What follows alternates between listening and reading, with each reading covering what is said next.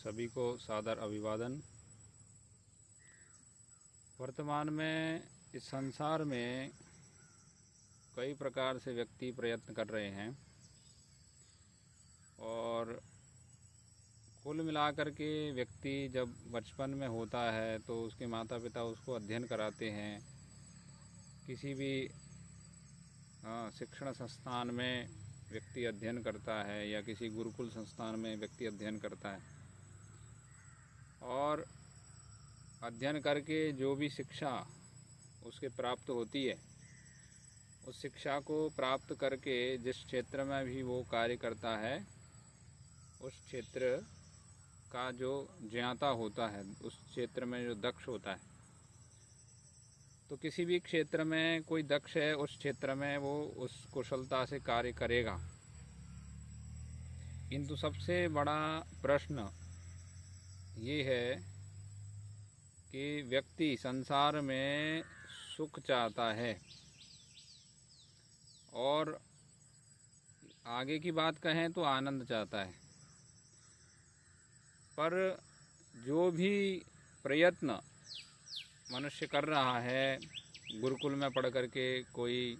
विद्वान बन जाएंगे, पुरोहित इत्यादि समाज का कार्य करेंगे, धर्म का मानव धर्म की बातें बताएंगे, कोई डॉक्टर बन गए हैं तो वे अपने चिकित्सा के क्षेत्र में कार्य करेंगे, कोई इंजीनियर बन गए हैं तो कोई शिल्प कला इत्यादि का कार्य करेंगे। ये करना सभी को आवश्यक है,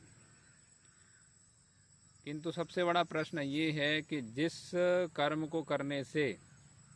और जिस भी जो सुख की प्राप्ति सब मनुष्यों को न कहेंगे तो सभी जीवों को प्राप्त करनी है,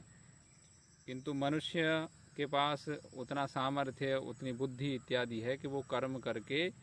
अपने दुखों से निवृत्त हो सकता है, सुखों की प्राप्ति कर सकता है। इसके लिए भी लोग एक स्तर तक प्रयत्न करते हैं, जो दार्शनिक विद्या है उसको पढ़ते हैं, व्याकरण इत्यादि सहयोगी के रूप में पढ़ते हैं, किंतु इस सब को पढ़ने के बाद भी जो आगे की सीढ़ी है वो सुख मिलेगा, अवश्य ही सुख मिलेगा। इस यात्रा में, इस जर्नी में अवश्य सुख मिलेगा, किंतु एक ये जो चर्चा आती है कि संतोष, जो अष्टांग योग में शौच, संतोष, तप और स्वाध्याय जो एक अंग के भेद हैं, उसमें संतोष जो कहा हुआ है उसकी परिभाषा कुछ इस प्रकार दी हुई है कि पूरा पुरुषार्थ करें, जो प्राप्त हो उसमें संतोष करें। इस पे ये परिभाषा जो दी गई है वो बड़ी ही विचारणीय परिभाषा है।